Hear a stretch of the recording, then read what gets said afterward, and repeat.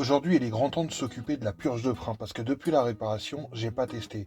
Et pour ce faire, j'ai commandé chez GT2i ce kit de purge automatique. Logiquement, c'est censé me permettre de la faire tout seul.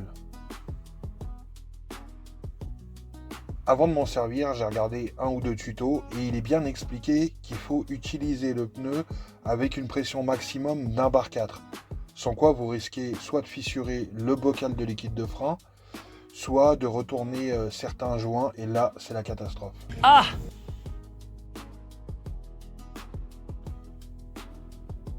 Je commence par enlever le bouchon du bocal de liquide de frein. Il passe tout juste sous la barre anti-rapprochement, ce qui fait que j'ai pas besoin de la démonter. Enfin, c'est ce que je croyais. Parce que les bouchons du kit de purge, eux, ils passent pas. Bon, démontage de la barre anti-rapprochement. Je commence par mettre la voiture sur les chandelles, parce que de toute façon, il va falloir démonter les roues pour avoir accès aux étriers plus facilement. Hors de question de prendre le risque d'envoyer du liquide de frein sur mes brides.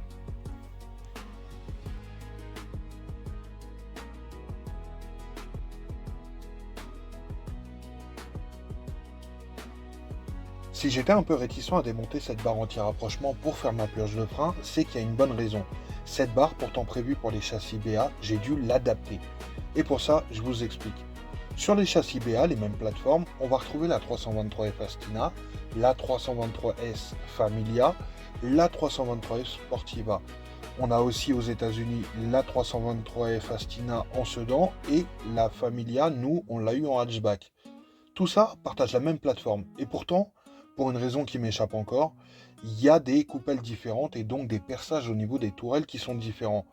C'est pour ça, j'avais un peu des réticences à redémonter tout, parce qu'il faut enfiler sa main dans la tourelle pour aller maintenir la vis, passer un outil, c'est un peu galère. Donc voilà pourquoi j'étais réticent à démonter cette barre anti-rapprochement.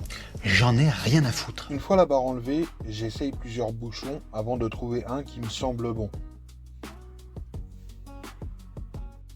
Je me sers du mano pour faire descendre la pression du pneu suffisamment bas pour ne pas risquer de tout péter.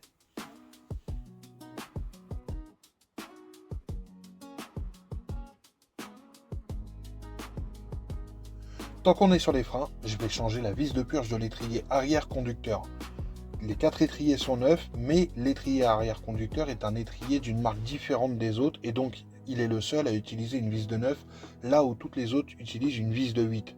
Ça tombe bien, j'ai des vis neuves de chez Mazda en 8, je vais les intervertir. Ouais, c'est ce qui était prévu initialement. Mais comme par hasard, la vis de cet étrier-là est beaucoup plus grosse et donc mes vis de 8 ne rentrent pas. Bon, on verra ça plus tard. Je finis donc d'installer le système et je le connecte à une roue de secours que j'avais dans le garage. Et là, j'ai très peu d'images. Ça a été la catastrophe. Le bouchon que j'avais trouvé, qui pourtant me semblait à la bonne taille, n'a pas tenu la pression. Il s'est barré, j'ai eu du liquide de frein partout. Et il a fallu que j'opte pour une solution bis.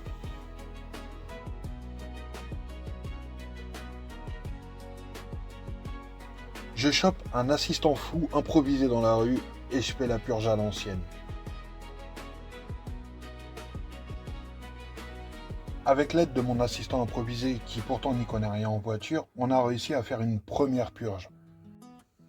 Surtout, on n'oublie pas la règle d'or, on en fout partout. J'ai utilisé cette durite qui provient d'un autre kit que j'avais acheté où là il fallait un compresseur. Et j'avais pas vu qu'il fallait un compresseur, et je n'ai pas de compresseur. Je suis hyper content, parce que la réparation sur la canalisation de frein que j'ai faite a l'air de tenir et a l'air étanche.